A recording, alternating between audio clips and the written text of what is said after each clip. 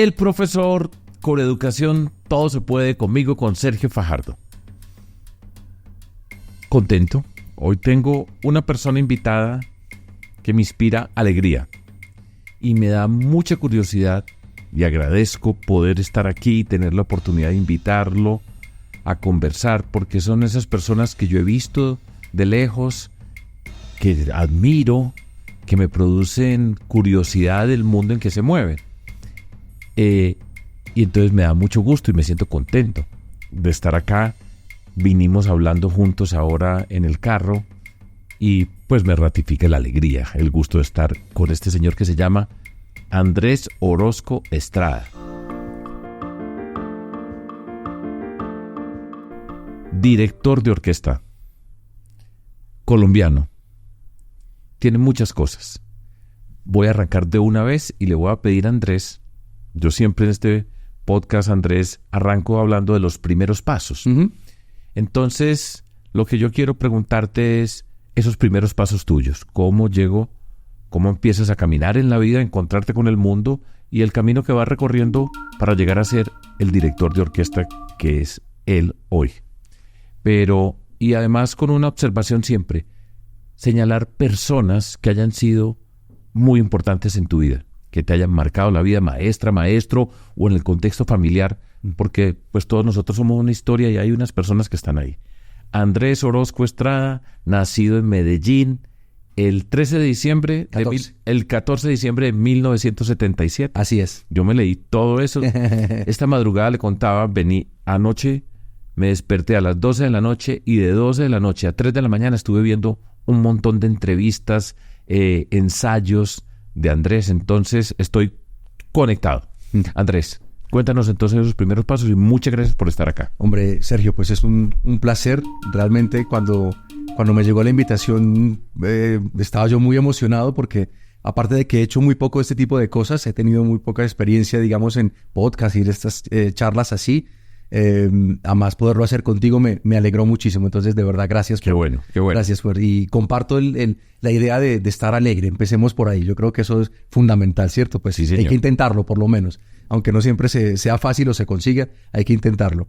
Y lo digo porque de repente me sirve un poco como para introducir. Yo creo que lo más importante, aunque se suene a conclusión, quizás podemos terminar la entrevista aquí si ya está muy aburrido. Bueno, no, por ahora yo creo que la vamos alargamos un poquito. Sí, es que la conclusión que quiero llegar para empezar a contar lo que me preguntas y es que tuve una niñez muy feliz. Una niñez muy feliz y esa niñez feliz tuvo mucho que ver pues con muchas cosas, con muchas personas, con muchas situaciones, pero básicamente porque estaba ligado a la música. Cuéntanos un poco acerca de eso. Exacto. Y tú naciste en Medellín, en Manrique. Cuenta un poco acerca de esa familia y cómo estabas ligado a la música desde tan temprano. Correcto, sí. Digamos que tuve la gran fortuna, y la tengo obviamente, pero en ese momento que mi familia pues es una familia muy normal, digamos, de la ciudad de Medellín. Nací allí en el barrio Manrique, pero lo más bonito era que era una familia unida y que hacían mucha música, sobre todo mi mamá cantaba y todos, pero sobre todo mi tío tocaba la guitarra, tenía una chirimía. No sé si la gente, pues, yo creo que sí, todos reconocemos lo que es una chirimía, sí, ¿cierto? Yo creo que sí. Y entonces, claro, y eso desde muy pequeñito yo lo escuchaba, inclusive iba a los ensayos, estaba hablando de, yo qué sé, yo no lo recuerdo, pero recuerdo lo que me cuentan, entonces lo tomo como si me acordara. Exacto, ¿cierto? Está bien. Creo que me acuerdo, mejor dicho, que iba a los ensayos y los escuchaba tocar los bambucos y los pasillos y todas estas cosas. Me encantaba siempre la percusión, siempre con los tambores, con el redoblante.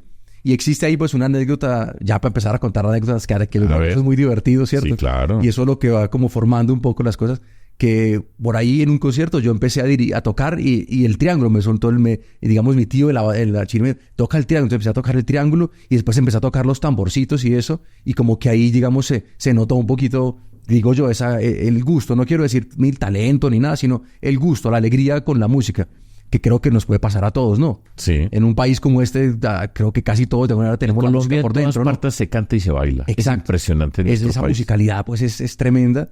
Y entonces digamos que ahí empieza ese primer descubrimiento y luego sucede una cosa clave para mi vida como persona, personalmente, y por supuesto como artista o como profesión, y es que por estas cosas del destino, mi mamá no sé quién le contó que habían abierto un colegio nuevo en Medellín, que inclusive en esa época era solo hasta la primaria. Se llamaba la Primaria Musical Piloto, creo que se llamaba, y que tenía un énfasis en música. Raro, que era raro en esa época. Que no era muy raro, estamos hablando de los años 80, ¿sí? Entonces, mi mamá pues ya se contactó, en fin, me llevó, había que hacer como una especie de una pequeña pruebita, digamos, de ver si el niño o la niña pues sigue el ritmo, ¿cierto? Que esto es como una especie de detectar si tienes lo que llamaríamos nosotros, si tiene oído pues para la música, diría uno. Sí. Que eso parece muy lógico, pero hay veces que hay gente que, como sabemos, por ejemplo, que canta muy desafinado. Por ejemplo. Bueno, no lo sé. Ahorita, pues, si quieres, intentamos cantar un dueto. No, por favor. Pero, por ejemplo, esto, yo me acuerdo que la anécdota era... me cuentan. Entonces, llega la profesora, cogía una pandereta, iba tocando así, pum, pum, pum. Y el niño, pues, tiene que seguir el pulso. Y si la persona para, entonces el niño tiene que parar. Una cosa que esto es muy, muy elemental. Pero hay niños que de repente no tienen como esa sensibilidad. Bueno, hice esa prueba y me admitieron allí. Y empecé a estudiar ahí. Entonces, lo digo es porque... ahí empecé yo a descubrir el mundo de la música y desde los 6 años empecé a estudiar a tocar el violín. Es un colegio que luego ya se volvió bachillerato y tal, y ahora se llama, desde hace muchos años, el Instituto Musical Diego Echavarría, que pues es un colegio que yo no solo admiro, respeto, sino que lo llevo en el corazón toda la vida, porque precisamente eso, descubrí la música, descubrí el violín, descubrí el canto, porque cantábamos, y sobre todo que ahí también descubrí la dirección de orquesta, que de repente más tarde ya lo puedo contar. Pero eso, ahí comenzó todo. Básicamente en ese colegio donde pasaban cosas también, digamos, socialmente interesantes para mí, porque si yo venía, digamos, de una familia pues más humilde, eso es un colegio privado que por consiguiente pues tiene, digamos, un grupo de estudiantes de cierto nivel, digamos, social, de repente pues sí, un poco más alto. Y yo me acuerdo que para mí eso fue muy, muy importante también. No siempre fácil, pero interesante para aprender a ir descubriendo lo que es la sociedad, lo que es el mundo, lo que es interactuar con la gente. Andrés, en ese colegio, en el Diego Echavarría, así se le dice en México, el Diego Echavarría. O el musical, yo me acuerdo que también en mi época, cuando hacía los ICFES y eso, ya ahí vienen los del musical. ¿Recuerdas algún compañero o compañera que estaba ahí contigo, una maestra, maestro que estuviera ahí? Dinos sí, mucho, es que recuerdo mucha gente, pero bueno, fundamental, la maestra Cecilia Espinosa. Primero, los primeros recuerdos, porque era antes de ser la directora de la orquesta donde tocaba yo, fue profesora mía de lo que en música se llama el solfeo, ¿cierto? Que es aprender a leer la música. Uh-huh. Y me acuerdo que eran unas clases súper buenas, pero súper divertidas. A mí ella tenía siempre como una manera muy pedagógica, muy inspirada y muy, muy natural de enseñar. Y era como una combinación de alegría y de mucha disciplina que lo aprendí desde ahí y que yo lo llevo en mí, creo que hasta hoy se lo agradezco y se lo voy a agradecer toda la vida porque fue fundamental, fue una inspiración básica.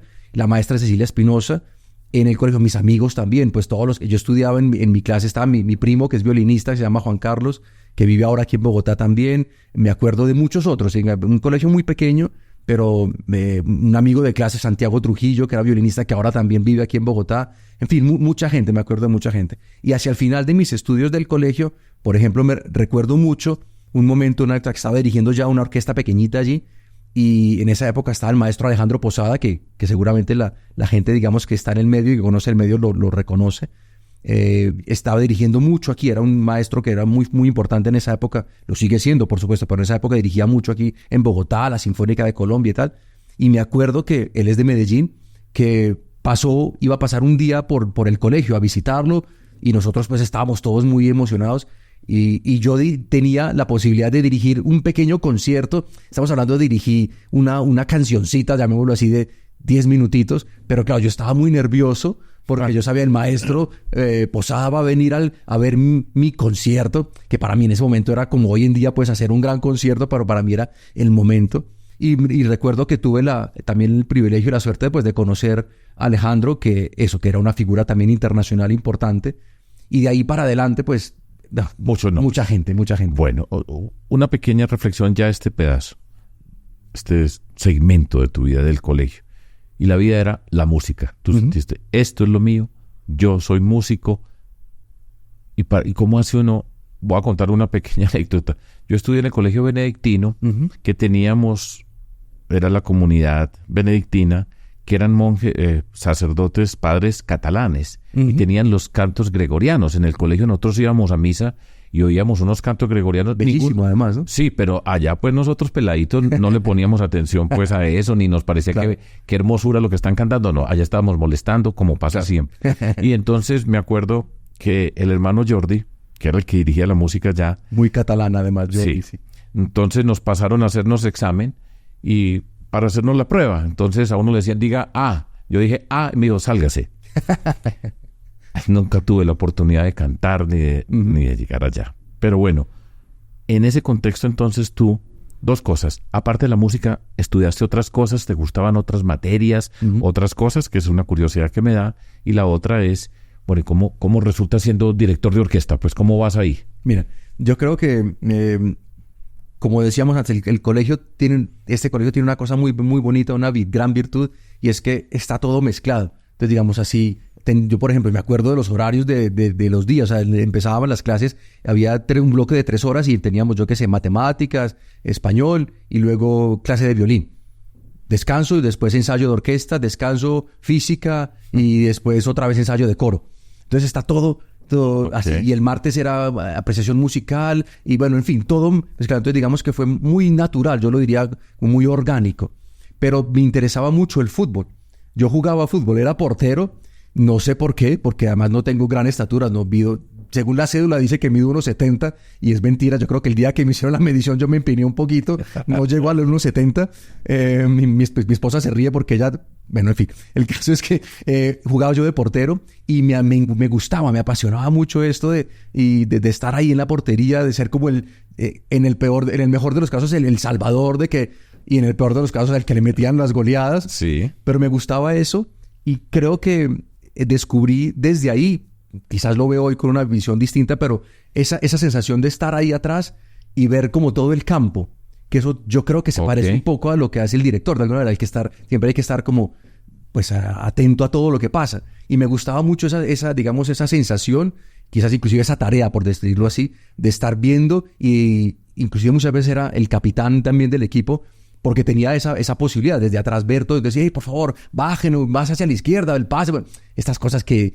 uno se las da pues de muy Mourinho, pues ahí, de muy entrenador. Pero me gustaba mucho el fútbol. Y hubo un momento, hablo de un momento de un par de meses, donde inclusive me recuerdo un partido que fui a jugar creo que eran como las inferiores del Envigado, no sé qué, que me invitaron a que fuera ya a tapar y tapé medio tiempo. Y bueno, obviamente fue un desastre. Creo que no me hicieron imagínate, 2 goles. Pero fue un desastre porque además, claro, me dolían las manos porque yo estaba acostumbrado a jugar con mis compañeros del colegio que pues todos tocábamos violín, cantábamos, que teníamos un estado físico pues muy regular. Pero nos tratábamos con cariño, digamos. Los pelotazos no eran tan agresivos. Cuando llegué allí con esta gente yo le ponía la mano a la pelota y eso no me dolía. O sea, pero lo que quiero contarte es que llegó un momento inclusive que yo pensé que de pronto podía ser futbolista. Pero bueno, eso no... Gracias a Dios, no. Sí, no hubiera sido, además, hubiera sido un desastre, pues, realmente. Y entonces, director de orquesta. Y la dirección de orquesta, yo creo que se combina con fantasía. Por un lado, o sea, yo en las clases estas que teníamos donde veíamos los directores, veíamos a Leonard Bernstein, que es tan famoso, Herbert von Karajan, famosísimo, y otros más, pues obviamente veíamos los videos de estos personajes dirigiendo, y yo empezaba siempre en la clase, y esta es la anécdota divertida del asunto, pero inspiradora, digamos, para mí. Yo empezaba pues a imitarlos sin saber, o sea, sin saber técnicamente qué hacía, sino hacer un poco los gestos. Karajan hacía, por ejemplo, muchos los gestos, movía los dedos y cerraba los ojos y tal. Bernstein hacía mucho así, bailaba y tal. Entonces yo empezaba a imitarlos en la clase. Y de aquí lo divertido de esto es que llegó un momento, o llegaba muchos momentos de que, claro, yo me volvía un poco como el payaso de la clase, porque, claro, entonces todos mis compañeros de alguna manera empezaban más, era como pues a reírse, a mirarme y a hacer pues la chacota, pues, y la cosa. Entonces un momento el profesor, que era el profesor también de música de cámara, donde yo tocaba en una orquesta pequeñita, un ensamble pequeño, me dijo, Andrés, mira, estás muy cansón, o sea, así no puedo dar clase porque me saboteas la clase, empezás con tu... Entonces, mañana, como estás tan engomado con esto de la dirección, como decimos en Medellín, estás pues tan engomado, mañana vas a dirigir entonces el ensayo. Yo creo que él quería era como asustarme, como decir, bueno, ya me quedo callado, sí, perdón, pero ya me quedo, y ya como que... Y yo, listo, yo encantado porque yo ya conocía la obra, digamos, conocer desde lo que uno conoce a los 14 años, ¿cierto? Sí. Ya yo te dije, bueno, listo. Y al día siguiente yo fui y yo me paré ahí con mis compañeros, hice el ensayo y les dije tal y esto. Me inventé, yo no me acuerdo qué dije, cualquier cosa, pero me inventé ahí, yo me disfracé de director de orquesta y dije, bueno, empecé. Y me gustó y creo que no lo hice ni tan mal. Y tanto es que el profesor me dijo, bueno, pues, ¿quieres seguir haciéndolo? Sigue en el resto del semestre, síguelo haciendo tú. E inclusive al final de ese semestre hicimos un concierto. Yo creo que yo dirigí era una obra muy cortita, hice concierto, no se me olvida además que fue en un concierto en un colegio de mujeres. Y en ese colegio estudiaba la que a mí me gustaba, que era vecina mía. Tenía una vergüenza. Pero bueno, fue el primer concierto que dirigí en un concierto que ahora no recuerdo el nombre, pero un concierto en un colegio de mujeres, un concierto muy cortito en la Semana Cultural, yo qué sé. Estas cosas, pues que más tú vas a tocar Mozart. Y claro, una pequeña cosa de Mozart en un colegio, pues que nada que ver. Eso realmente éramos pues como mosco en leche, pues como extraterrestres. Sí, como extraterrestres. Pero bueno, igual me divertí mucho. Y creo que ahí fue donde realmente empecé. Lo que pasa es que esto se conjuga con muchas cosas. Cuando estaba muy pequeñito, de esto sí me acuerdo un poco. Yo ponía en la sala de mi casa una grabación que tenía de la serenata nocturna de Mozart. Esto que lo conocemos todos, el tan, tan, tin, tan, tin, tan, tan, tan, tin.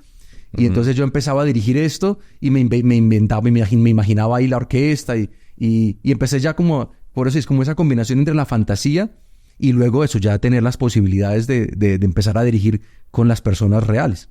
Y aquí vamos. Y aquí vamos, sí. Un día que para mí lo importante era esa batuta, la batuta para mí, yo siempre digo, es como el superhéroe, la capa del superhéroe. Para mí el director pues se reconoce por una batuta, que ya después uno entiende que no es todo así, pero bueno, y a los 13, 14 años, y una batuta, ¿y yo de dónde saco una batuta?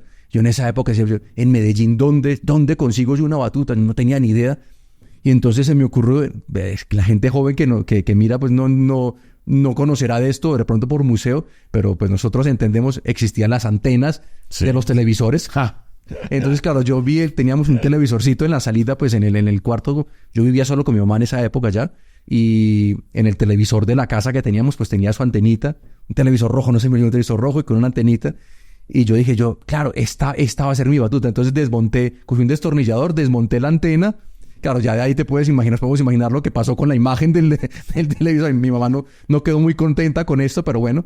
Y esa fue para mí el momento fantástico, porque yo metí yo sigo diciendo, algún día la tendré que patentar, porque claro, esa se podía volver así chiquitica. Sí, claro. Entonces yo me la metía al bolsillo, yo por todas partes iba con mi batuta. Entonces yo la sacaba y empezaba yo a dirigir. En clase yo hacía cualquier cosa, o por ahí en el descanso donde estuviera, yo podía dirigir todo. Yo dije, lo que se me ocurriera. Si estaba hablando a alguien, yo le dirigía o lo que se me fuera ocurriendo. Después, en la batuta tiene una cosa muy importante que es el manguito. Entonces uno la coge. Digo, pero ahora, ¿cómo le pongo yo un manguito a una antena? Entonces cogí un rollito de cinta pegante, transparente, y hice ahí con eso el manguito. Entonces yo estaba orgullosísimo. El compás, hablando de las materias que me gustaban, de las que nunca fui bueno en matemáticas, a diferencia de Mira cómo es la vida.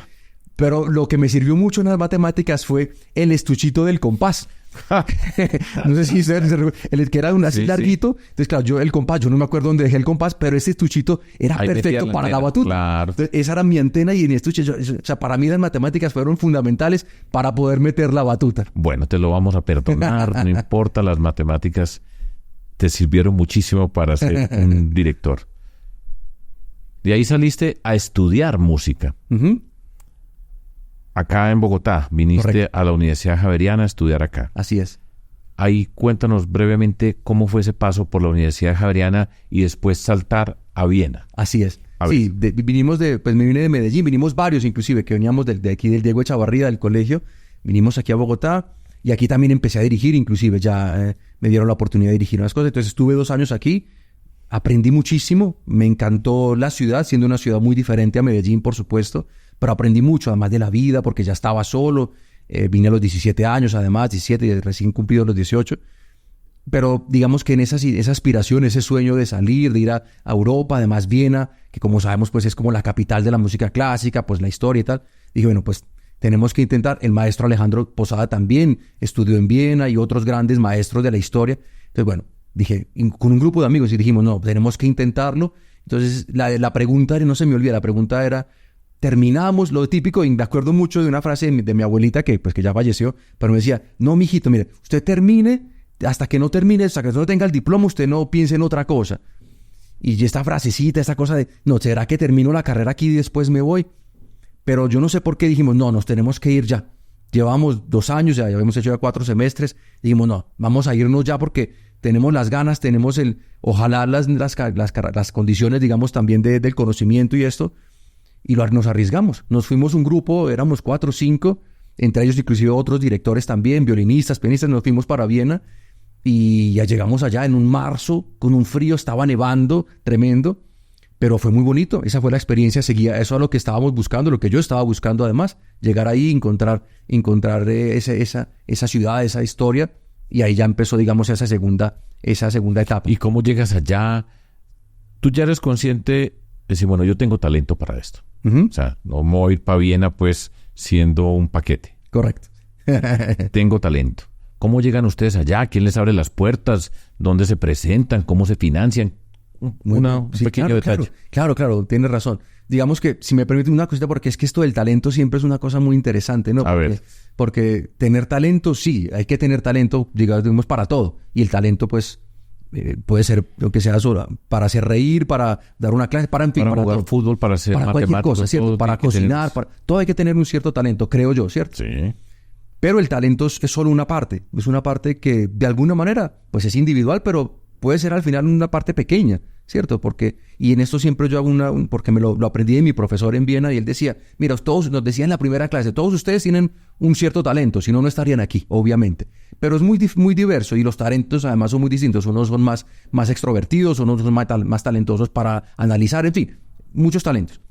Pero digamos que la línea de lo que usted es esta, ¿cierto? Digamos que esta es la línea de lo que la persona es o va a llegar a ser. El talento, digamos, puede ser puede ser esto, lo que sea. Entonces, esta es tu línea hacia arriba. Lo único que te permite subir en esta línea, el talento no cambia. El talento ya, eso digamos, naces con él. Pero ese talento como tal es muy difícil de que crezca mucho. Lo único que crece es el conocimiento. Entonces, entre tú más sepas, tú vas creciendo más. Y él hacía siempre ejemplo. Entonces, imagínense su talento, ustedes vienen aquí a aprender. Entonces, entre más aprendan, y depende de ustedes, mejor les va a ir, más alto van a llegar. Pero es el conocimiento, es estudiar. Uh-huh. Entonces, esto lo digo es porque cuando nos fuimos, nosotros ya teníamos, y yo tenía mi conocimiento y mis cosas, pero yo tenía muchos nervios de si era suficiente o no. Fue suficiente, pero con mucho esfuerzo. Y sobre todo después de haber pasado ese examen de admisión, que era un examen difícil y tal, ahí empezaba realmente comenzó la parte más difícil, que es ya empezar a dar la talla, por decirlo así, en un medio tan competido, en un medio de un altísimo nivel, en una escuela, en una universidad como la Universidad de Música de Viena. Y bueno, pues ahí empezaba ya el reto realmente de aprender y de empezar a llenar, digamos, todo ese equipaje para que el talento no fuera lo único que te saca a flote, sino realmente saber lo que haces. Ahora veníamos conversando y me dijiste, yo no soy un genio. Uh-huh. Explica. Sí, eso es muy importante. Y sabes, porque me acuerdo una vez un artículo, alguien no sé qué por qué, estaba muy inspirado, será que le gustó mucho lo que le conté, lo tituló algo, los genios duermen de pie o algo así, queriendo decir pues que estamos trabajando todo el tiempo, es cierto. Pero yo de genio no tengo nada.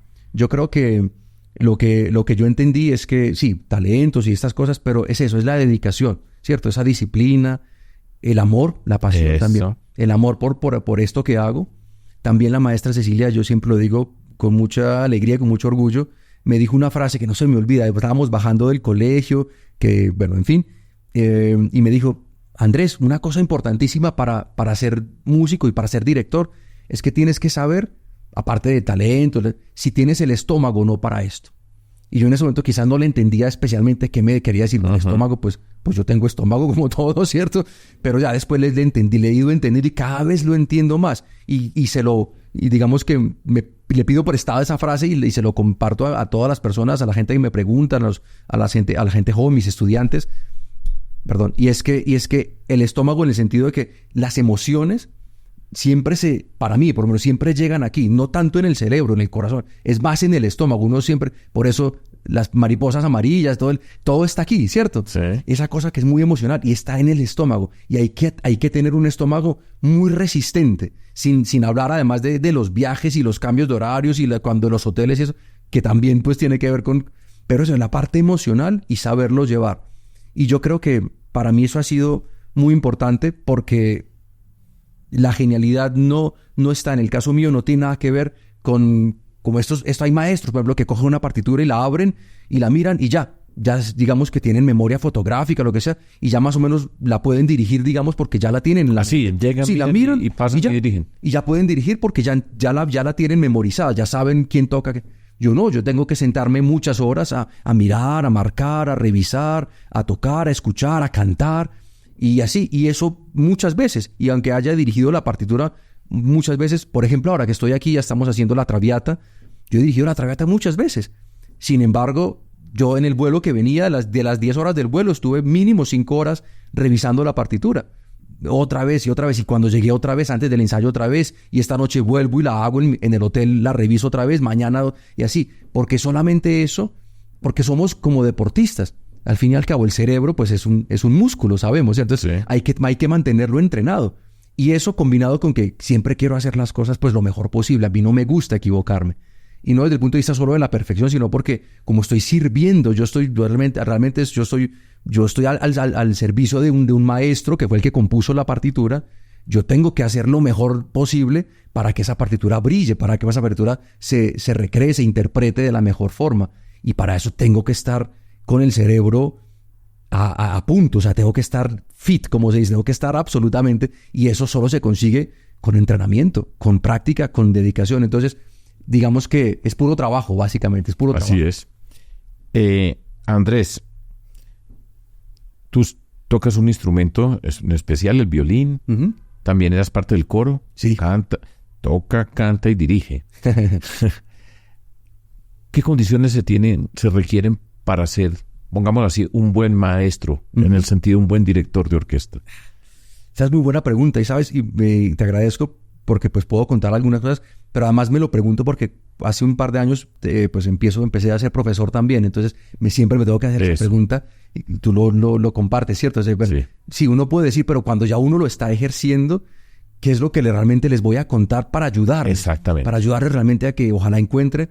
Y aquí hay muchas cosas. Yo creo que desde el punto de vista, empiezo por para mí, las más, digamos, importantes ya a la hora de estar ahí, y lo hablábamos antes también, es intentar, y yo sé que tú lo compartes o tú lo expresas de igual forma, entiendo, ¿no? Es cuando estás al frente de un grupo, sea una orquesta, sea un coro, sea un solista, lo que sea, tienes que intentar sacar lo mejor de esa persona, de ese grupo, de ese ensamble.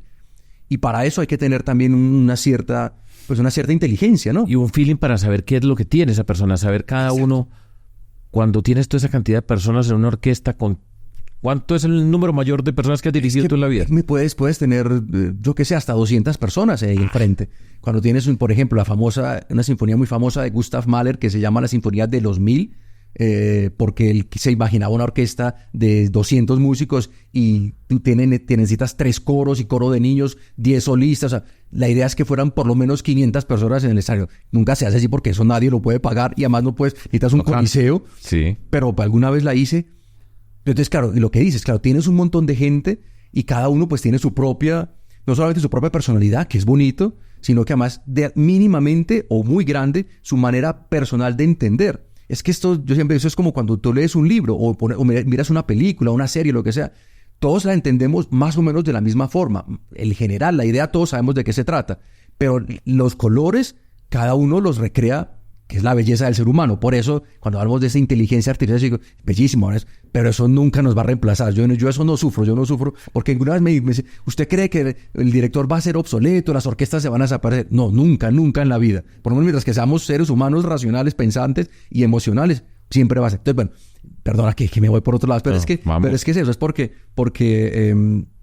en esa combinación de las emociones tienes que saber cada persona qué te ofrece. Y todos somos muy distintos. Entonces, claro, como director de orquesta o como profesor, me imagino, en un aula, tienes que intentar detectar rápidamente qué es lo que te está ofreciendo el conjunto y la individualidad, esa combinación de cada uno y en conjunto, en masa e individual. Y empezar a manejar todas esas dinámicas, además, que no siempre son fáciles. Porque, claro, dependiendo de tantas cosas, del día, del clima, de yo qué sé, hay millones de variables que hacen esa parte de la profesión bastante más difícil de lo que parece. Es decir, no es solamente pues pararse y bajar la mano y mover la batuta o la varita o el palito, como la gente le puede decir. Eso es fundamental, pero es también saber cómo expresar y cómo interactuar con la gente. Esa es una característica. ¿Qué más como para formar un director, una directora? Exacto. Yo creo que está entender si realmente tiene uno no solo el talento, que eso hay que saberlo, porque no hay nada más triste, y lo digo pues con respeto y con aprecio, pero no hay nada más triste que uno lo ve a veces, ver a una persona, digamos, luchando por ser director o directora, pero que uno dice, pero es que no le falta, sí, no le da, no tiene cualquiera de los diferentes talentos que hay que tener, o la mezcla de todos, pero no los tiene, y está ahí luchando y porque es su sueño y tal. Entonces yo creo que hay que tener un gran nivel de sensatez, que eso cuando uno está joven cuesta, pero lo más pronto posible es ser sensato si realmente uno si es eso lo que uno va a poder hacer bien. Primero. Segundo, en ese mismo número de sensatez, en ese grado de sensatez, entender que hay que estar dispuesto a tener una disciplina y una entrega tremenda. O sea, que uno lo podría llamar, si quieres, un poquito menos positivo, sacrificio. Hay que sacrificar muchas cosas, el tiempo, la familia. Yo esto lo cuento no por nada más allá de la realidad. Yo tengo muy pocos amigos con los que yo digo, bueno, vamos a tomarnos No, esto nunca pasa. Y nunca pasa no porque no tuviera yo la posibilidad, sino porque en mi caso personal yo tengo que decidir, bueno, tengo una horita libre y digamos estoy fuera de mi casa, no estoy con mi familia, estoy fuera. Me voy de paseo a tomarme una cerveza o a conversar, o me quedo y aprovecho para seguir estudiando, porque es que todavía sé que me falta en este pedacito, yo creo que todavía tengo mucho por descubrir. Entonces yo tengo que tomar esa decisión, es muy personal. Habrá quien dice, no, yo ya me sé lo suficiente, yo con lo que sé ya puedo hacer el concierto. Pero yo, por ejemplo, yo no, yo siempre digo, no, pero es que a mí me falta ahí, y en el ensayo hice bien, pero yo no me sentí 100%. Entonces decido, esa horita, si me da el cuerpo, si todavía estoy despierto, hay veces me pasa que me duermo, inclusive la verdad, pero yo decido dedicarle ese pedazo. Entonces hay que entender que hay que dedicarle, es un estilo de vida, por decirlo así. Así es. Y ya digamos, técnicamente hablando, hay que tener un cierto, creo yo, pues una cierta destreza corporal también, porque el director al fin y al cabo, o la directora, pues está al frente. Aparte de la ópera, que estamos pues un poquito más escondidos en el foso, cuando hacemos conciertos sinfónicos, pues se nos ve, estamos ahí, estamos de espaldas, pues se nos ve la espalda, pero se nos ve, y los músicos que están al frente, pues nos ven, y yo creo que el saber mover las manos, el tener una postura que invite a tocar, que ayude, que sea parte, creo que también es importante. Y al final, pues tener una capacidad, digamos, artística de entender la partitura.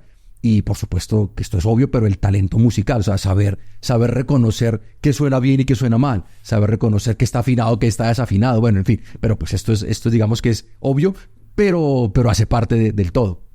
Andrés, una pregunta obvia, lugar común de las preguntas, pero la tengo que hacer, pues, en este sentido, y es, tú eres latinoamericano, colombiano, y eso, ¿qué significa en la forma como tú te relacionas con la música? ¿O es en Viena, con frío, nieve por todas partes, el auditorio más serio que puede encontrar uno en el planeta Tierra, todo el mundo juicioso, allá a nadie le suena el celular, todo el mundo está callado, todo el mundo sabe las obras, cuando se sientan allá saben exactamente qué es lo que está pasando, y dice, se equivocó aquí el director en esto? Estoy haciendo una exageración, pero no estoy seguro que no estoy lejos, en Viena, que es esa capital, y se para este colombiano allá. ¿Eso qué significa? ¿Que tiene algo o es, mire, no se preocupe, esto no es por ser colombiano ni tener por la sangre aquí, nosotros somos del trópico, nada? A ver, explícanos un poco. Yo creo que eso es una combinación, yo creo, de muchas cosas. Yo creo que el hecho mismo de ser colombiano no importa, o sea, no tiene que importar, sobre todo desde el otro punto de vista, desde el punto de vista de la orquesta o del que te está invitando, del solista, en fin. Eso no tiene por qué importar, porque lo importante al final es cómo ejerces tú, digamos, tu labor. Cómo haces música, cómo, lo que hablábamos antes, cómo inspiras, cómo, en fin, cómo te mueves, cómo marcas, el conocimiento de tu cerebro, todo esto. O sea, ahí esto no tiene nacionalidad. O sea, esto no tiene nacionalidad. Y eso es lo primero, pues cuando tú llegas a una orquesta, por ejemplo, por primera vez, pues sí, puede que sepan de dónde viene y tal, porque lo leen, en fin, el nombre quizás es impronunciable para un austriaco, pues, y me pasa hoy en día, o sea, Sí. todavía no saben pronunciar mi Orozco porque, pues, no funciona, ¿cierto? No, en la pronunciación alemana no funciona, se lee y no, bueno. Pero aparte de eso, digamos que la orquesta en un caso normal, ideal, que es la mayoría, ellos simplemente están ahí, te saludan y empiezas. Tú bajas la batuta. Un grupo de gente que tú nunca has visto en la vida, llegas allá, Tú tienes pues que llegó el empezar a maestro. dirigir. Y entonces cuando tú empiezas a mostrar, digamos, tu música, a dar tus indicaciones, ya bien sea dirigiendo o cuando paras el ensayo y vas a hacer alguna indicación, es ahí donde se empieza a notar, bueno, esta persona qué nos ofrece. Y hasta ahí no importa de dónde viene la persona, lo importante es lo que la persona ofrece, lo que la Ok. persona hace con eso. Ahora, el otro lado es ya lo que hace a esa persona, ¿cierto? O sea, lo que me hace a mi director. Y ahí, por supuesto, evidentemente sí ya tiene que ver, pues, quién soy, dónde nací, cómo crecí, y lo que decía al comienzo, cómo me relaciono con la música. Entonces, por dar un ejemplo que puedo equivocarme, pero como en estos estereotipos, yo qué sé, el que viene de un conservatorio, por ejemplo, yo qué sé, en Rusia o así, o en esos conservatorios que son muy disciplinados, así que internados, que están ahí, que estudian 20 horas, puede que sean grandes maestros, pero digamos, en conocer la técnica, pero me preguntaría yo, en el caso mío por lo menos no funcionaría, porque me quedaría faltando mucha vida, me quedaría faltando el sol de las mañanas de Medellín, el frío, el salir a conversar, el salir a jugar un partido de fútbol, que todo lo que hice cuando estaba pequeño, cuando era joven, cuando era niño, comerme un helado de esta tienda famosa, de allí, de Mimos, bueno, en fin, todas estas cosas. Todo eso me hace a mí lo que soy como persona. Entonces, lo bonito y lo difícil también, pero lo bonito es cómo, y es un proceso complicado, es cómo lograr combinar estas dos cosas sin que una cosa atropelle la otra, ¿cierto? Es decir, que realmente logres encontrar, por decirlo así, tu personalidad y que logres ser tú mismo, aunque estás haciendo eso. Yo no estoy dirigiendo una cumbia, sino que estoy dirigiendo una sinfonía de Beethoven, que si vamos a eso, pues no está en mi sangre por cuna, ¿cierto? Sí. Sino que la he tenido que aprender. Lo que pasa es que, pues, tuve la suerte desde muy pequeño, pero sin embargo, pues, no es una cosa que me nazca, no nací escuchando sinfonías de Beethoven. Entonces, hay que aprender, pero uno puede aprender casi todo en la vida, creo yo. Estoy convencido de eso. Casi que todo lo puedes aprender. Hay cosas que no. Con la educación todo se Y puede. como todo se puede cuando uno sabe, entonces lo que hay es que entender que hay que aprender. Entonces, lo primero que yo hice, por ejemplo, y lo cuento porque creo que fue bonito y lo agradezco, que se me ocurrió, que tuve, digamos, ese momento, llamémoslo así, de inspiración o lucidez, es que cuando yo pasé el examen en Viena, ese primer verano, el examen es en junio casi siempre, y los cursos comienzan en octubre. Entonces, quedaban 3 meses libres y yo pues no tenía los recursos económicos para volver a estar aquí otra vez en ese verano, entonces me quedé en Viena. Entonces, en Viena en esa época casi no pasa nada, no hay conciertos, nada, porque hace mucho caro. Entonces, pero lo que sí estaba abierta son las bibliotecas públicas. Y algún compañero me comentó, mira, que hay una biblioteca pública que tiene un departamento como de música, donde puedes ir y hay no solo partituras, sino grabaciones. En esa época todavía pues muchos CDs. Y me fui para allá. Entonces yo descubrí, para mí eso era como descubrir, yo que se va a decir una tontería, es como ir a Disneylandia, pues yo nunca he ido, pero era como, no, yo vi porque estaba lleno de partituras que además yo las podía coger, inclusive me las podía llevar para la casa, me las prestaban, pero yo me sentaba ahí en un pequeño cubículo y cogía las partituras y ponía, y había unas consolas ahí con unos audífonos, y me sentaba yo ahí desde las 10 de la mañana que abrían la biblioteca hasta las 6 que la cerraban. Yo me llevaba un sanduchito y me lo comía ahí escondidito, rapidito, porque no se podía comerle, pero ahí cuando me daba mucha hambre lo comía. Y me sentaba, y lo que hice, por ejemplo, en ese verano, muchos días, fue todo lo que yo sabía que no sabía, que era mucho. Yo conocía muy poco repertorio. Por ejemplo, yo conocía que Schubert, compositor que más o menos uno conoce, yo conocía quizás 1 o 2 cositas de Schubert, pero yo no sabía que tenía muchas sinfonías, que tenía óperas, que tenía... Entonces yo dije, bueno, yo tengo que, antes de empezar en la universidad, voy a aprovechar este tiempo pues para aprender. Entonces lo que hice fue allá, como se dice, como ratoncito de biblioteca, yo me iba allá a escuchar, a mirar las verdades, y a ver si iba aprendiendo como a desatrasarme, ya, yo lo llamaba así como desatrasarme todo lo que no había podido aprender antes. Y eso ha sido muy importante para mí hoy en día lo veo y lo sigo haciendo. Cada vez que puedo, pues estoy explorando.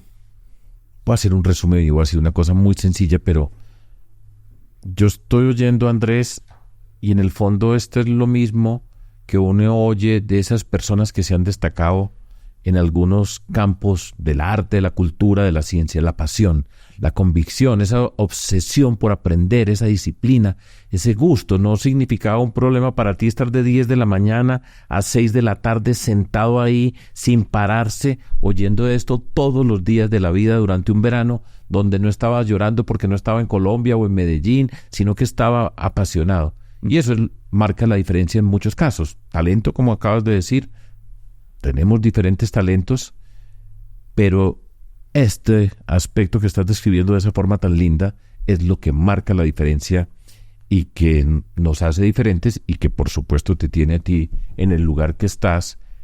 Y quiero seguir preguntando ahí. Entonces, empiezas a dirigir. La competencia es tremenda. Sí. Voy a hacer una analogía con mi situación personal. Matemáticas. Yo estaba al lado de gente brillante, pero así pues unos genios extraordinarios. Me imagino, claro. Y yo no soy un genio, pero yo he tenido mi talento y además tenía el amor por lo que estaba haciendo, esa belleza. Yo sentía que era lo más hermoso que podía ocurrir en el planeta Tierra, estudiar un artículo de un profesor que además fue mi director de tesis y ver las diferencias. Porque usted empieza a estar con ese mundo y quienes van avanzando, de acuerdo a lo que decía tu profesor. ¿Cómo fue ese recorrido? Con un montón de gente con talento y cómo se va cerrando el grupo. Unos quedan por acá, uno brillante, pero no pudo enfrentar. Cuenta un poco muy bien, sí. esa ruta. Sí. Y yo creo que aquí voy a combinar con lo que estábamos hablando antes de lo del colombiano. Y yo creo que ahí sí puede aparecer esa parte. ¿Por qué? Porque entonces, para marcar esas diferencias, sí, ya hablamos de estudiar, de la disciplina, digamos, partamos de la base que todos llegamos por ejemplo, a la clase de dirección de orquesta, que teníamos la orquesta al frente para dirigir, para ir aprendiendo. Todos, digamos que todos estudiamos la partitura, todos la sabemos, unos inclusive más, en fin, bien. ¿Qué viene aquí? Entonces, saber mover las manos, pero viene la parte de cómo me relaciono con los que están al frente y cómo expreso mis ideas musicales. Y aquí sí viene una parte que yo le voy a agradecer toda mi vida a mi origen, y también mi origen no solo, digamos, como tierra, sino con esas personas que mencioné al comienzo, la maestra Cecilia, etcétera, porque yo siempre entendí la música como una expresión de mucha alegría y donde lo que hay que hacer es buscar lo que el compositor quiere, que todos lo buscamos, pero poniéndole mucha humanidad, poniéndole el alma, poniéndole el corazón, como cuando hace un buen partido a la selección, ¿cierto? Sí. Es lo mismo, que uno dice, la diferencia está ahí, cuando están, aunque esté desordenado el partido, pero que están ahí, que la están luchando, que uno lo nota, y el resultado es que se consigue, que se llega a la final, ¿cierto? Pero es porque están ahí entregados, adicional a muchas otras cosas. Entonces yo me acuerdo en los ensayos pasaba eso, que independientemente de eso, yo me permitía, al principio menos, pero iba aprendiendo, poco a poco me permitía darme un poquito de espacio a ser más, a explorar, a ser más creativo, a ser un poquito más arriesgado. Y yo creo que eso sí tiene mucho que ver con mi origen. Estoy seguro. ¿Cierto? Entonces, claro, en ese arriesgarse, ¿qué pasaba? Que de repente yo no hacía, digamos, el esquema tradicional, y no estoy hablando de cosas así demasiado extravagantes, pero por decir algún ejemplo muy sencillo, se estaba trabajando un pedacito en una obra que había que tocar 2 notas, plum, plum, ¿cierto? Un ejemplo muy sencillo, para hacerlo muy didáctico. Y esas 2 notas, había que definir si se tocaban las 2 notas largas o cortas, si se hacían tin, sin o pam, pam. Que eso en la música cambia, es como en puntuación. Es como voy a hacer una frase así. Bueno, digamos que la partitura te marcaba las notas cortas, pero el corto tiene muchísimos niveles. Puede ser muy corto, medianamente corto, no tan corto, y todo sigue siendo corto. Entonces, claro, es decisión de uno como intérprete, como director, como músico, decidir qué tan corto es. Entonces, nos pasábamos todos los estudiantes. Entonces, muchos colegas, por ejemplo, pasaban y decían, bueno, sí, esta nota corta. Bien, entonces la orquesta tocaba corta. Ah, sí, muy bien, gracias. Y listo, seguía. El otro, sí, esta nota no tan corta. Vale, perfecto.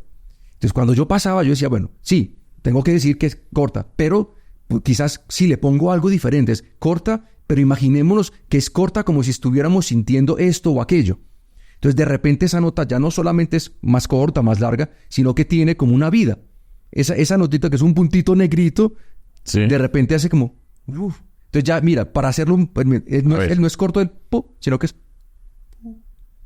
¿Ves? Y suena muy distinto. O sea, hacer pu o hacer pu. Y si uno cierra los ojos y escucha, técnicamente, digamos, físicamente hablando, es la misma nota, dura igual. Quizás todo es igual, pero la intención es distinta. Entonces, cuando uno empieza a buscar, a buscar la fantasía, y se lo permite, poco a poco, uno va descubriendo su personalidad y empieza a marcar la diferencia. Y eso es lo que se llama interpretar. Y entonces, entonces empiezas a buscar eso que es lo más difícil, de las cosas más difíciles. Después de que pase, digamos, todo, entrar, ahora ¿cómo interpreto? ¿Cierto? Yo digo, es como si yo tengo que hacer una película o voy a dirigir una obra de teatro, por dar un ejemplo, o inclusive interpretar un partido. ¿Cómo voy a ubicar a los futbolistas? E intentar leer el partido antes de.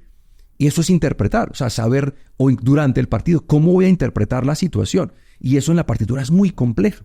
Porque tú tienes un montón de notitas ahí que si las pones a tocar, eso suena solo. O sea, si todos tocamos lo que está ahí, suena. Pero hay algo detrás de cada nota, hay algo detrás de esta frase, como un libro. Yo lo puedo leer, un computador te lo puede leer. Pero cuando una persona te lo lee con voz y le pone puntuación, le pone color, suena distinto. Y eso es interpretar.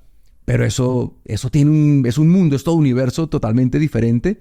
Y yo no sé si eso en las matemáticas pueda, porque es una ciencia muy exacta, ¿cierto? La matemática es una ciencia exacta. Y la música, yo no sé si llega a ser una ciencia, pero definitivamente no está basado solo en la exactitud, sino la misma en la emoción. Aquí está la partitura para todo el mundo, tenga. Exacto. Y es la misma aquí, o en otra parte, en Japón, en la China, o en el Amazonas, es la misma partitura. Algo conversábamos, pero me gustaría que nos explicaras. La misma partitura, tú dirigiendo y diriges la misma obra 300 veces y cada vez para ti es como si fuera la primera vez. Sí, no. ¿Cómo va el comentario? Exacto, ¿Cómo exacto. es el conocimiento acumulado para cada nueva oportunidad? Exacto, sí, no. O sea, sí, porque la sensación, sobre todo, no solo para mí, sino para el grupo de músicos y sobre todo para la audiencia.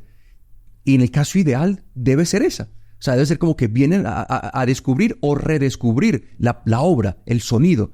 Y por eso es que la interpretación es tan importante. Porque si vas y escuchas una sinfonía que de repente tú como oyente vas a escuchar un concierto y dices, voy a escuchar la Quinta Sinfonía de Beethoven, si ya yo me la conozco. Pero tú vas ahí, tú estás esperando que esta versión, esa interpretación, esa oportunidad de escucharla, que es nueva porque está ocurriendo en ese momento, pues te genere una sensación ojalá diferente. O te recuerde algo, pero que sea un momento único. Ese es el ideal, por lo menos. Cuando eso no pasa, es que el concierto fue muy malo. Eso es que apartamos de ahí. O sea, cuando uno va a un concierto, y eso es culpa de todos, empezando por mí, o sea, por el director y si no logramos que el que está al otro lado, sobre todo aquellas personas que están interesadas, que llegan con interés, que quieren disfrutar del concierto, y se nos aburren, y eso lo notas, por ejemplo, entre los movimientos, que hay un momentito de espacio, que empieza... Uy, eso es horrible, porque no estamos conectados. Hay mucho ruido. Pero cuando logras eso, estás interpretando, y aunque la partitura la hayas escuchado o tocado 1000 veces. Entonces, en ese sentido, hay que buscar como esa sensación de que sea una versión nueva cada noche. Por otro lado, claro, cuando uno va conociendo una partitura, es como cuando uno estudia, yo qué sé, un tratado. Entre más lo repitas y lo estudies, pues más lo entiendes y más profundizas. Lo que pasa es que, como siempre, entre más profundizas, pues más te das cuenta de lo que te falta por seguir profundizando. Pero esa es la belleza, porque eso nos da la posibilidad de que esto es inacabable. O sea, yo puedo ser director esta vida y otras 2 más o 3, porque nunca voy a alcanzar, afortunadamente, realmente a descubrir el fondo de la partitura, porque es infinito. Tengo 1.000.000 de preguntas, hombre. Pero bueno, voy a hacer la siguiente. Tú vas a dirigir la misma obra en Viena y después en Houston y llegas a Colombia, a Bogotá, a la Orquesta Sinfónica de Colombia. Y es la misma, es exactamente la misma. ¿Cómo es la relación con esas personas que están allá? Tú no escoges la orquesta, allá está, señor director, aquí llegó, aquí los tiene. ¿Cómo es esa experiencia de pasar del uno para el otro? Ahora dijiste que lo primero que es, allá están sentados, usted entra, no importa cómo se llame, arranque a ver qué es lo que tiene. Cuenta un poco acerca de esa experiencia, porque además tiene un horario y una programación impresionante por todo el mundo, de lado a lado, países, de todo tipo de culturas. Una pequeña reflexión. Mira que al final mencionas una palabra muy bonita, muy importante, es cultura. del punto de vista del punto de vista social, digamos, de cuál es la cultura social, digamos, sociocultural de cada orquesta, que está ligada a su país, que está ligada a su conformación, es decir, de dónde vienen sus integrantes, y está ligada a una cosa que nosotros en la música utilizamos mucho, que es la tradición. Entonces, por ejemplo, hay orquestas, una orquesta, digamos, por decir la Filarmónica de Viena, tiene una tradición, pues, milenaria casi, digamos, ¿cierto?, de muchísimos años. Esa es una orquesta, para dar un ejemplo, grandes compositores como Mahler, como Bruckner, como Brahms, estuvieron al frente de esa orquesta, por decir, obviamente no los mismos músicos, porque pues se hace mucho, pero como institución, hay partituras. Tú vas, digamos, a la biblioteca de la Filarmónica de Viena y tú encuentras partituras firmadas o con marcaciones hechas por el mismo Brahms, o sea, por el compositor, el que compuso la obra, así, o sea, a puño, ¿me entiendes? O sea, eso tiene una cosa, es muy emocionante, inclusive, aunque es un poco museo, es una belleza. Entonces, con esto aquí quiero llegar, es que una orquesta como la Filarmónica de Viena te ofrece una música que está muy ligada a su tradición. Es decir, cómo la han tocado siempre, cómo la han interpretado desde el que la compuso hasta y tal. Entonces, tienes una manera de interpretar, como decíamos antes, cada nota propia. Y eso, si vas, por ejemplo, para hacer un extremo, si vas a Japón, encuentras una orquesta con la misma partitura, lo que decías, que te la van a tocar, te la van a reproducir tal cual. Pero la tradición, por supuesto, una orquesta japonesa, ellos no tienen. Allí no ha pasado Brahms, y los músicos, no es su música, digamos, original. Han tenido casi todos, en algún momento, tenido que ir a estudiar a Europa, a Viena, a aprender. Entonces, te reproducen la partitura de una manera muy distinta. Y si vienes a Colombia, sería lo mismo, ¿cierto? Aquí la gente, pues, ¿cuándo pasó Brahms por aquí? Pues ni siquiera existía Colombia en esa época como tal, sí, ¿cierto? Entonces, pero la belleza, ¿dónde está? La belleza es que eso no hace que una versión o una interpretación sea más valiosa que la otra. Okay. Y aquí está el punto que, en mi manera de entender, que es fundamental. Y por eso, yo, siendo colombiano, tengo la posibilidad de estar en cualquier parte del mundo dirigiendo. Porque lo que importa es mi versión, o sea, mi interpretación, pero lo que decíamos antes, cómo saco lo mejor de cada uno. Y aquí es donde está la parte más bella cultural. Como cada orquesta te ofrece una manera de hablar diferente, porque eso es, como hacemos música, es hablar, es un lenguaje. Entonces, como ellos te están hablando, y aquí donde, otra vez, en los talentos del director, yo tengo que abrir las orejas y escuchar, bien, yo tengo mis ideas, pero ¿qué me ofrece a mí esta orquesta? ¿Cómo frasea? ¿Cómo hace la puntuación? ¿Se comen las heces al hablar o no? Por decir algo. Sí, sí. Entonces, claro, dependiendo de cómo frasee, entonces les voy a pedir más heces o menos heces. Porque puede ser que en una parte hablen muy pronunciado, muy chac, chac, chac, y la música suena así, pum, pum, pum, pum, pum. Y puede que me guste, puede que no. Entonces tengo que manejar eso. En otro lado puede ser mucho más dulce, más cantadito. Entonces puede que funcione. Entonces eso va creando no solamente una química muy particular, muy bella, sino que eso me permite a mí, y esa es la parte bonita, interpretar, leer esa partitura de una manera particular, única, en ese momento y en ese contexto. Y eso hace que la música, como todos sabemos, sea un arte que se disfruta en su máxima expresión en el momento. Aunque tengamos grabación, pero solamente cuando estás ahí viendo, escuchando el momento del concierto en vivo, en donde realmente puedes disfrutar a plenitud el arte de hacer un concierto, de la música. Andrés, antes de un concierto, ¿qué sientes tú? ¿Cómo es esos momentos antes de pararse allá que siempre los reciben con un aplauso cuando todo el mundo está sentado, todo el auditorio está lleno todo ese espacio, y aquí viene este señor caminando para pararse allá en la mitad y saludar? Digamos que hay un par de cosas que son siempre para mí como muy normales. Empieza inclusive antes del concierto, siempre en la tarde, digamos, si el concierto pues tengo que descansar, hacer una siesta larga, una horita o algo así. Luego siempre intento, y casi siempre lo consigo, pues depende casi siempre de mí, pero tener el espacio para revisar todo el programa. O sea, yo siempre hago como una pasada, digamos, de todo el concierto en mi casa o en el hotel, en fin, en mi mente, todo, casi que inclusive físicamente algunas veces lo dirijo para estar súper bien. O sea, creo que dije antes, es como es una cosa física, y ya después de ahí me voy para el auditorio. El auditorio ya es una cosa más técnica, ¿verdad? Pero en el momento antes de salir, claro, yo si lo revisé todo bien en casa, estoy más seguro, estoy más tranquilo, entonces salgo confiado. Hay veces que no, y ya depende también de otras, sí, de qué obra es. Hay obras que son más difíciles, hay unas obras que son muy difíciles de dirigir, entonces estás más nervioso. depende de mucho de cómo fue el proceso de ensayo, si te entendiste bien con la orquesta o no, si tuviste suficiente tiempo o no, si la orquesta está segura o no, si la orquesta depende mucho de ti o no, porque todo esto para de ver orquestas que tocan solas, por ejemplo, de alguna manera que tú sabes que casi que aunque tú te relajes un poquito, la orquesta va a tocar maravilloso. Inclusive a veces casi que es mejor que te relajes para no molestarles, digamos. Hay otras orquestas que necesitan cada entrada. Entonces todo eso depende y dependiendo de eso, pues entras un poquito más tranquilo, menos tranquilo. Lo que sí es que todo eso es antes de cuando hay un momento que es como, por decirlo así, como pasar una dimensión, que eso es pues muy de imaginación, ¿cierto? Pero es como que cuando pasas la puerta y tú pasas la puerta y empiezas a caminar dentro, además porque nosotros casi siempre entramos dentro de la orquesta, es una cosa muy bella, entramos dentro de la orquesta y empieza el aplauso como de saludo, de bienvenida, casi siempre la orquesta se pone de pie. En ese momento en que pasas ahí, para mí ya estoy en función de festejar, llamémoslo así, de festejar la música. Eso suena como muy romántico, pero es así, ya venimos a hacer un gran momento, a disfrutar de este momento. Ya digamos, en los nervios, ya yo no me acuerdo de eso, yo simplemente salgo a hacer la música y en ese momento ya estoy ahí. Yo no sé si transportado, no sé cómo se quiera decir, pero estoy simplemente en el elemento, en la zona, como se dice hoy en día, estoy ahí metido, siempre muy atento, digamos que no trato aunque esté entregado y muy emocionado, no dejarme pues como perder, porque tampoco se trata de eso, pero sí estoy ahí, 100% hasta el final. Ya cuando se acabe ya es otro via crucis, se diría. Ya eso es otra cosa distinta, porque ya viene la autocrítica, pero eso es otra cosa distinta, eso se sufre diferente. Pero el concierto como tal es un momento de entregarlo todo.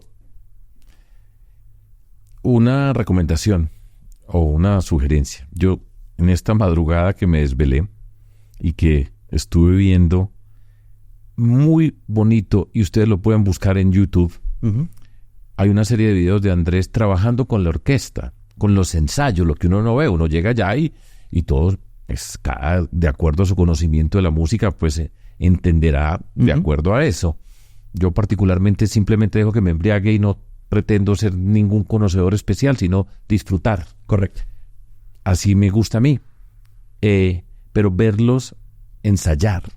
Cuando tú le dices a una persona, repítame acá, esta nota acá, que uno dice, y cómo van armando, cómo se ensaya, cómo se trabaja, cómo aparecen cada una de las personas, es una experiencia muy linda. Es el maestro trabajando con todo este grupo, todos de talento allá. Allá no hay ninguno malo sentado, pues, para tocar su instrumento o cantar lo que le corresponda cantar. Yo les recomiendo que peguen una mirada a eso. Es una experiencia única verlo así y seguro, pues, que yo quedé muy contento de ver qué era lo que pasaba para después ver, pues, toda la majestuosidad que se tiene cuando están en ese escenario. Yo he estado leyendo y hay 3 palabras con las que te definen a ti, o que te caracterizan. Muy bien. Que son energía, elegancia y espíritu. Eso lo leí por ahí. Muy bien. Sí. La elegancia, eso, digamos que eso no lo puedo decir, ya eso lo tienen que decir los que me ven. La energía y el espíritu, pues, me siento supremamente identificado. Las 3 es. Y eso es lo que expresa Andrés aquí cuando estamos conversando, y eso es lo que me hacen las personas de los diferentes niveles en todas las condiciones humanas, esas personas que tienen esa pasión, esa convicción, ese amor, porque es que es un amor muy profundo por la música, es la vida, la música es la vida, y eso así lo has definido. Pero fíjense ustedes esas 3 palabras: elegancia, energía, aquí hemos visto la energía, aquí hemos visto el espíritu, eso se tiene, y ya después se entrega a todas esas personas que están al lado tuyo cuando estás en un concierto. Tú tienes algunas personas, directores, directoras, que tú digas, este director yo lo veía o la veía y sentía lo más emocionante de la vida.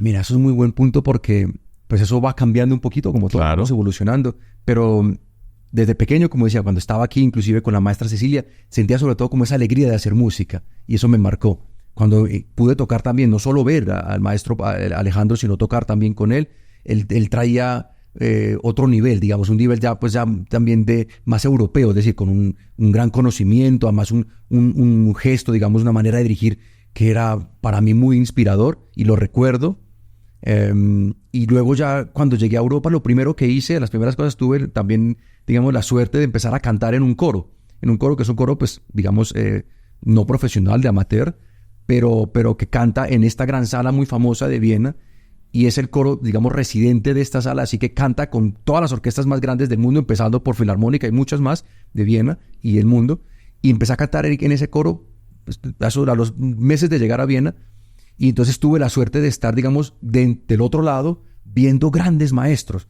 y sintiendo lo que pasa, desde los ensayos hasta los conciertos, y aprendiendo además. Y ahí, pues, no vale la pena, digamos, mencionar muchos nombres, porque quizás son nombres que no son de todo muy conocidos aquí, pero lo importante es ver, o mencionar que viendo ahí, yo me sentía siempre inspirado de dos cosas, de las cosas maravillosas y también, que siempre lo digo, de las cosas que quizás no eran tan buenas, que también pasa, ¿cierto? Hay que uno decía, bueno, no me conectó, entonces, pero entender por qué. Entonces eso, digamos, quizás no sea inspiración la palabra correcta, pero sí aprender, que eso también es importante, aprender, digamos, de lo que no se hace bien, de lo que no funciona bien. Y eso también me ha llevado muchísimas lecciones muy importantes. Y otra cosa que hacía yo siempre en Viena, y la sigo haciendo cuando puedo, es ir a ver los ensayos. Pues yo me sentaba y entraba, inclusive alguna vez ahí tengo otras anécdotas donde me sacaron una vez de un auditorio, usted no puede entrar al ensayo, y me regañaron y casi que me multan pues por haberme metido de colado en un ensayo. Pero en fin, pero igual yo quería aprender y ver las grandes orquestas, cómo ensayaban o ensayan esos grandes maestros, cómo, lo mismo que hablamos de cómo se relacionan, cómo transmiten sus ideas, porque es que al final lo que nosotros hacemos, y quería mencionar eso si me permites, es que claro, hay una cosa muy interesante, es que nosotros somos los únicos, el director o la directora, somos los únicos que no producimos sonido, digamos, por lo menos un sonido que aporte al concierto. Hacemos ruido, de repente respiramos, o inclusive a veces vamos medio cantando, pero nosotros no somos el único, digamos, instrumento, si se puede llamar así, que no suena. Okay. Que es muy particular, ¿no? Sí. Porque todos suenan, y digamos que gracias al trabajo en conjunto, gracias a lo que de repente nosotros indiquemos, etcétera, etcétera, pero nosotros somos al final los únicos que no estamos tocando ningún instrumento. Y eso es muy particular. Pero entonces, ¿eso qué quiere decir? Que con mayor razón lo importante, y aquí para contar otra cosa, a mí lo que más, por ejemplo, me pone nervioso, lo que más me desgasta emocionalmente son los ensayos. Porque el proceso de ensayo es lo más complejo. No solo porque es la parte de interactuar, la parte social y todo eso, sino que de eso depende el resultado. Es lo más difícil. Y yo me acuerdo, mi mamá, por ejemplo, lo dice mucho, que a ella le encanta sobre todo ir a ver los ensayos cuando puede. Lo que estoy diciendo yo, cuando vi yo no he tenido la oportunidad, alguna vez tuve la oportunidad en Medellín de ver con la red de bandas musicales, algunos chicos ensayando, pero viendo esos videos dije, esto es maravilloso. Sí, además porque aquí pasa una cosa muy bella, además cuando todo está funcionando bien, y eso de verdad que siempre es muy relativo, pero cuando uno lo consigue, que se intenta y muchas veces funciona, pasa una cosa muy bella, y es que lo hacemos juntos. O sea, al final no es que, porque eso hay que entender, o sea, es que yo no es como yo qué sé, como una persona que lidera en cualquier aspecto, solo funciona si estamos juntos. Y la persona sola no puede hacer. Eso, si uno no escucha a los otros, no puede ser un buen director. Sí. Entonces yo tengo que escuchar no solo lo que ponen, sino juntos. Entonces motivar. Entonces cuando se genera ese momento es bellísimo, porque empezamos todos a crear, e inclusive por ahí alguno opina. Y cuando hablo opinar, no tiene que ser ni siquiera opinar hablando, sino opinando musicalmente, porque empieza a sentir como que, bueno, este Andrés me está dando la posibilidad. Es que basta con que a veces yo haga un poquito así un gesto, y de repente el clarinete siente que, me está invitando a que yo ofrezca mi idea musical, sin yo decirle nada, simplemente con el gesto, con una invitación, con una mirada. Y eso me llamó mucho la atención, porque cuando tú estás dirigiendo, se siente todo el cuerpo con una energía impresionante, y los gestos, las cejas, los ojos, las manos, todo está hablándole a ese grupo de personas, muy impresionante. Mientras que también he visto unos directores que no se les mueve una pestaña. Sí, que básicamente no mueven. Sí, solo así un poquito las manos. Un poquitico las manos. Sí, digamos que eso pues eso es, digamos, muy personal y de estilos, de técnicas, ¿cierto? No se juzga ni se critica, sino que pues se ve las diferencias, sí, ¿cierto? Que eso está ahí, en eso siempre se aprende. Pero como yo lo entiendo así, como lo vivo así, lo que me pasa allí, que lo comentábamos un poco brevemente viniendo para acá en el carro, que eso, por ejemplo, en muchas orquestas le gusta. Puede haber orquestas que le molesta.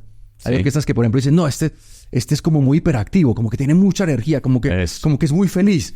Que pues yo no entiendo, nunca entenderé qué significa que alguien sea muy feliz. O por ejemplo, algo que una vez me dijeron. ¡Qué horror! Es que es muy feliz. Es muy feliz. O es como, está como demasiado buen genio siempre. O inclusive una vez me dijeron, que yo lo entendí, en ese momento porque estaba todavía muy joven, pero hoy en día lo entiendo como un bellísimo cumplido, como un piropo. Mira, eres gran director, pero eres muy amable para nosotros. Nosotros necesitamos a alguien un poco más agresivo, más rudo. Y dije, pues gracias por decírmelo, porque definitivamente yo no soy esa persona. Entonces, maravilloso que nosotros no... Y no pasa nada, porque eso es como entre las personas, ¿cierto? Hay química y yo no tengo que gustarle a todo el mundo. Pero en ese sentido, sí, o sea, soy muy expresivo y estoy entregándolo todo. A veces más, otras veces dependiendo pues, de cómo esté. A veces me duele más la espalda, estoy más cansado, entonces pues tengo que cuidarme un poquito. Pero como lo vivo, o intento por lo menos vivirlo al 100 ese momento, porque me alegra, porque me gusta, no me queda otra opción que cantar, respirar, mover. Y muchas veces me dicen, no, pero es que el concierto, pero es que es un deleite verlo a usted dirigir, porque es como ver un bailarín y no sé qué. Y digamos que me alegra el cumplido, pero hay veces que me siento un poco, casi un poco inseguro, lo confieso, porque digo, ¿será que estoy ya sobreactuando, estoy exagerando? Aunque yo no lo hago con esa intención, yo lo hago realmente natural. Voy a contar una anécdota en ese mismo espíritu como matemático. Y aquí poco a poco en todo este video podcast, pues vamos creciendo, vamos conociéndonos, ya son varios episodios. Yo una vez estaba en Alemania, en un sitio muy especial de Alemania, como matemático, y iba a exponer mi trabajo matemático. Bueno, expuse allá en Alemania, en un sitio en la Selva Negra, lleno de nieve, todos concentrados allá con todo ese mundo de gente muy brillante, un montón de personas. Y yo expuse con toda la alegría, con todo el gusto, siempre he tenido esa alegría de exponer y siempre en la vida, en donde esté. Y se me acerca un chino. Estoy hablando de hace ya una buena cantidad de tiempo con muchas dificultades para el inglés. Los chinos apenas están hablando inglés y ya son otras generaciones. Entonces me dice que le gustó mucho mi presentación y yo, pues bueno, muchas gracias, estaba muy orgulloso de mis resultados. Y me dice, y lo que más me gustó era cómo movía usted las manos. Porque yo estaba en el tablero y yo explicaba aquí, señalaba para acá, me limpiaba en esa época tiza, me decía, pero la manera como usted cómo decía, cómo señalaba, iba para un lado, me decía, parece un director de una orquesta. Yo me acabo de acordar en este momento. Qué bonito. Que pues, por supuesto, era mi expresión natural. Yo soy de acá. O sea, nosotros nos expresamos y hacemos las cosas de una manera que tiene sentido. Entonces, me acuerdo, en este instante me vino a la memoria esa expresión. Andrés, para despedirnos, las preguntas, las habituales. Una pieza que tú digas, la misma tontería, pero no digo tontería porque no es tontería. Me voy para tal parte y me voy a llevar una, o me voy a llevar dos, o me voy a llevar tres, pero yo me llevaría estas. ¿Cuáles te llevarías tú? Es prácticamente imposible. Sí, yo sé. Es prácticamente imposible. Es muy difícil, Pero digamos que, pues si realmente tuviera, seguramente cogería, por ejemplo, la segunda sinfonía de Mahler, que es una obra, espectacular. Ahora no voy a llegar a casa a ver, intentaría, a oírla. Siendo colombiano y echando un poquito del cuento, intentaría poderme llevar más de una. Sería lo primero que haría. Sí, déjeme llevar más. Déjeme llevar por lo menos 4 o 5. Sí, a ver. Entonces pondría una sinfonía de Beethoven, no sé cuál, pero una sinfonía de Beethoven. En el momento, de repente escogería por el momento. O sea, no podría hacerlo preparado, sino en el momento. Pero seguramente Beethoven, escogería algo de Mozart también. Seguramente una sinfonía o una ópera. Y seguramente, y esto parece raro, pero intentaría escoger algo de música más mía, cogería alguna salsa o algo así. Si realmente ya es como que ya es lo único que me queda y lo que no voy a poder escuchar en los últimos días de mi vida, de los que se me queden, seguramente alguna salsa me llevaría, algún tema, la Fania o algo así. Sí. Y seguramente intentaría, más bien antes de irme, esto ya suena muy raro, pero antes de irme, intentar memorizarme toda la música posible como para llevármela grabada todos los días. Exacto, para llevármela aquí. Si no me la puedo llevar física o si no la puedo escuchar, entonces tengo que trato de escuchar y digo, mira, es que le queda un día Entonces, en esas 24 horas seguramente volvería como cuando llegué a Viena a escuchar todo lo que Muy pueda. bien. Andrés, espíritu, elegancia y energía. Muchas gracias. Qué gusto estar contigo acá, recibir ese torrente de energía en tiempos donde hay tanta amargura en tantas partes. Para mí tú representas eso, una alegría que necesitamos en esta vida. Muchas gracias. Gracias a ti, Sergio. Fue realmente Bueno. un placer y ojalá pues nos volvamos a ver otra vez Nos y volveremos siempre a ver. invitado a mis conciertos, por supuesto. Claro, por supuesto. Muchísimas gracias. Gracias, Sergio.